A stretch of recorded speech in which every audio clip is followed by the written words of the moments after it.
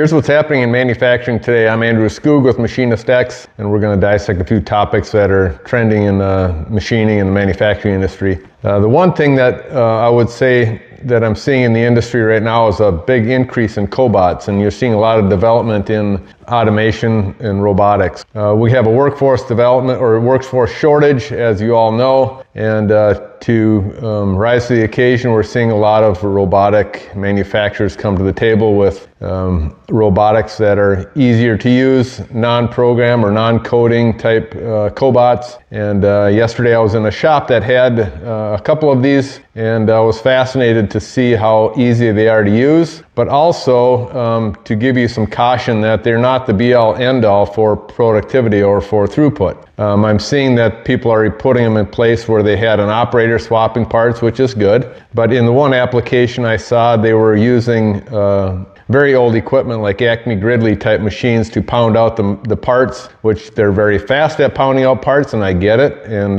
but if you focus on throughput, if the older equipment can pound out, say, 100 parts per minute, and the cobot hooked up to a CNC can pound out, say, 6 parts per minute, your throughput is still 6 parts a minute. That being said, you also always have to look at what is the cost of the throughput. And in this case, having an Acme Gridley pound out the parts and then load them with a automatic loader into a CNC to do some additional work on them, getting, say, I think in this case they were getting about 10 parts per minute out of that machine. But if they were to put these parts into a multi-axis lathe to finish them complete, they still would not be able to reach 10 parts per minute without having multiple machines do it. So you have to kind of evaluate where how the throughput's going to be handled with the least amount of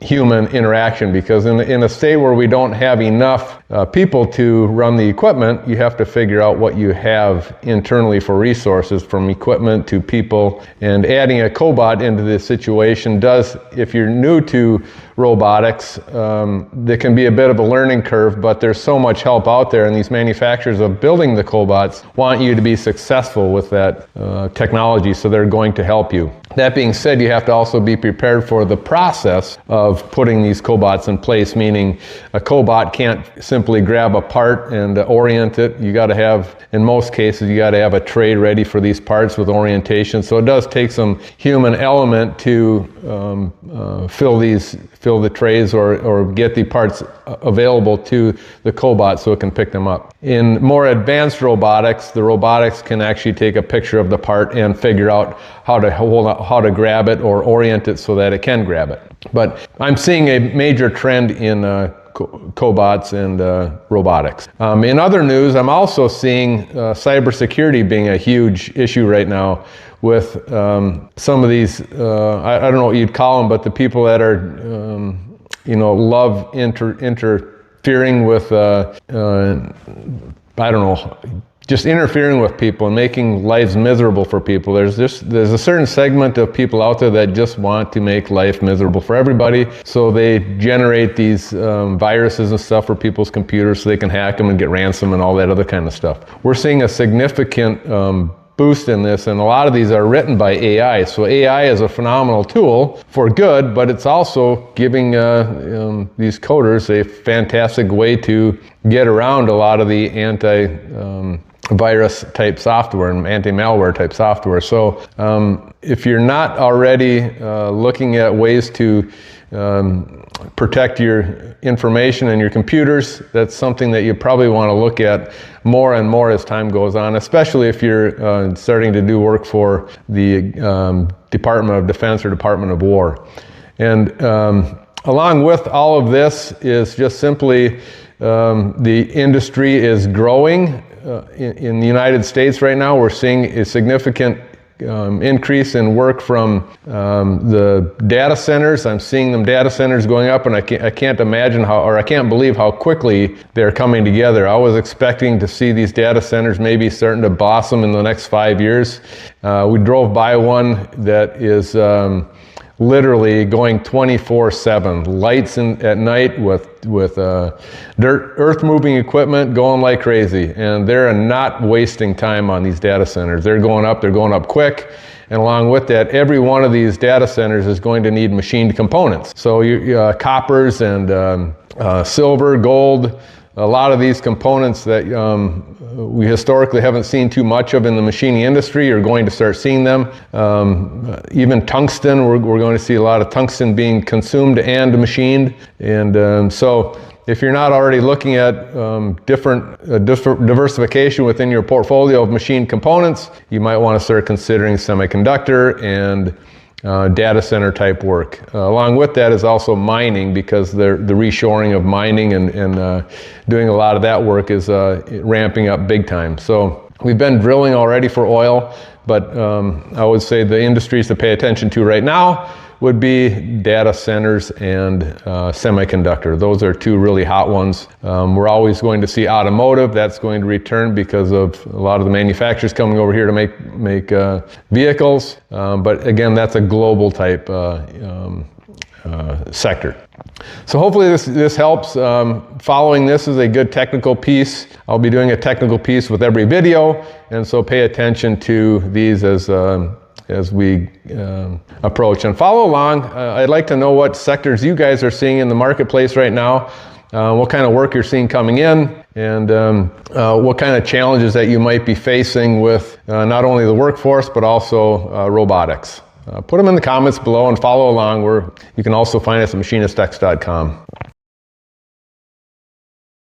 This video is a little bit about machining, milling, we'll say, and there's a few things that come to play in milling, and that's the heat factor. So a lot of people come to me for feed and speed information on milling specifically, and I feel that's been an area of strength for me for many years, but because I understand what happens in the cut. But the number one killer of carbide is heat. And a lot of people tend to underfeed and underspeed a lot of tools today. And I've always been the one that looks at the material first, because the material is going to tell me what kind of heat we're going to generate at a given surface footage. And then I look at what type of a cut it is, and then I look at how can I machine that thing most effectively to reduce the amount of heat and maximize the output. So high-speed machining or high-efficiency machining, however you want to look at it, is something that I live by, because it literally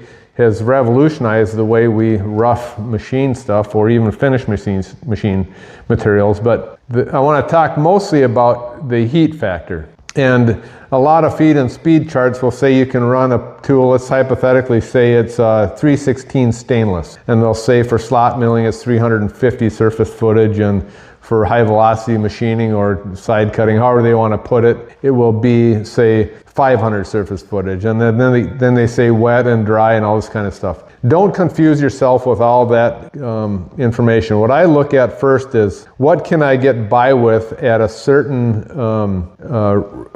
radial depth of cut? So if the parameter calls for, let's hypothetically say we're machining a pocket, just to keep it simple. I'm going to either drill a hole or I'm going to oscillate a hole down. I'm going to just machine a hole down to the bottom, and then I'm going to start peripheral milling. And a lot of people use a 10% step over. And a 10% step over is fine, pick a number, but your most important thing then becomes your feed rate and the feed per tooth.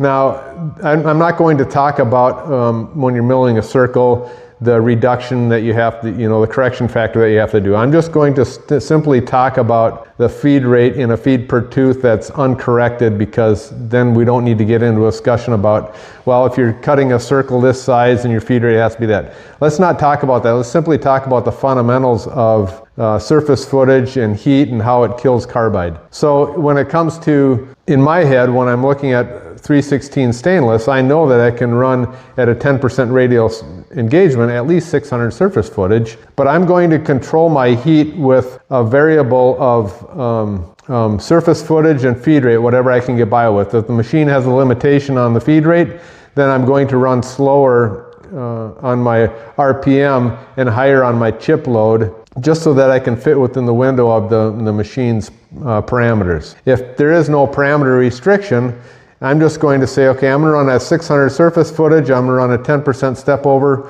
or I'm going to run 5% at a 15, I'm going to run 500 surface footage at a 15% step over, and I'm going to then figure out my feed rate based on what that particular tool can take for a chip load per tooth. And so I always back figure everything to a slot mill. So in every tool has a variable or a suggested feed per tooth in milling a slot. That's kind of how they come up with feed rates based on the tool.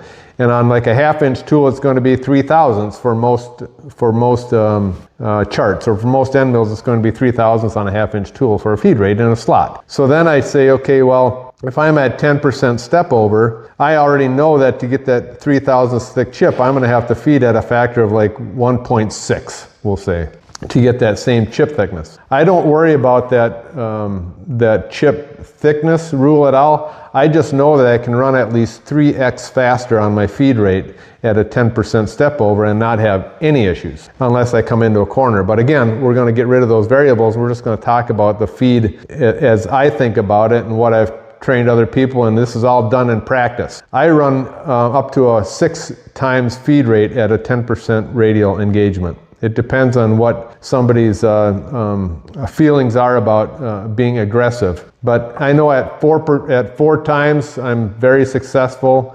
I might even increase a flute, but I'm more playing with feed rate than I am the surface footage, because I can dial the heat based on the feed rate. The faster you feed something, technically the cooler it cuts, because more heat is going out into the chip. Now, a 20% increase in feed rate only constitutes like a 2% reduction in tool life. So you're always better off cranking the feed rate up than dialing the spindle speed up. If you increase the spindle speed by 20%, you have an exact 20% reduction in tool life, based on several factors. But that's kind of the rule I live by. So if I want to maximize my throughput, I'm going to find a sweet spot of the surface footage, and it might take some playing around with the application, providing it's an application that allows you to run many parts to get there. But you're going to take your surface footage and set it at a constant, and then play with your feed rate to get your productivity down. If you want to then get let's hypothetically say that you found a sweet spot at 9/1000ths feed rate per flute on a 1/2-inch tool with a 10% step over. But you want to get like 10 more parts done. Drop your spindle speed by say 10%. You're only going to get a nominal increase in your feed rate per tooth, but you're only changing one variable. Your feed rate stays the same, so your throughput remains unchanged. But now you dial your surface footage back a little bit to gain more parts. Does that make sense? So that's kind of when people are asking me these questions about how do I maximize my yield? This is how my brain thinks. And I know it works because people lean on me for this stuff, and I help people with those applications. Now, if somebody's finishing the same 316 and they're taking say 2/1000ths material off, I try to get them to go more towards 5 to 10/1000ths of finished material, because then I can take a bite.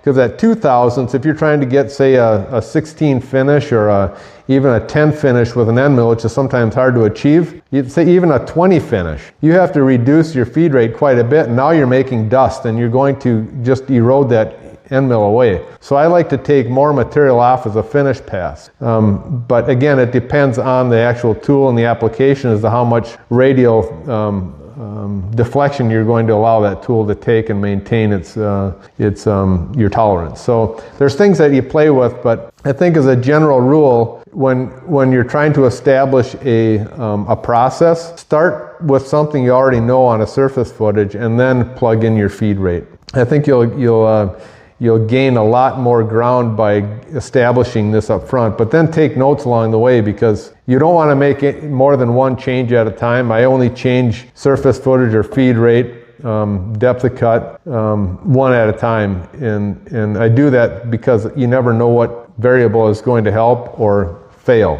And you always want to be able to go back to what worked. I hope this video is extremely beneficial for you.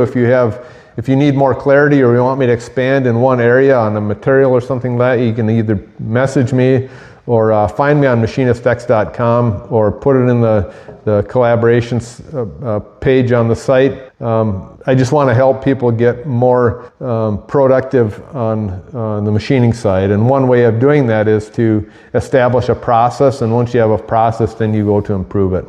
Hope that helps. Andrew Skoog with MachinistX.com. For this and more, just subscribe.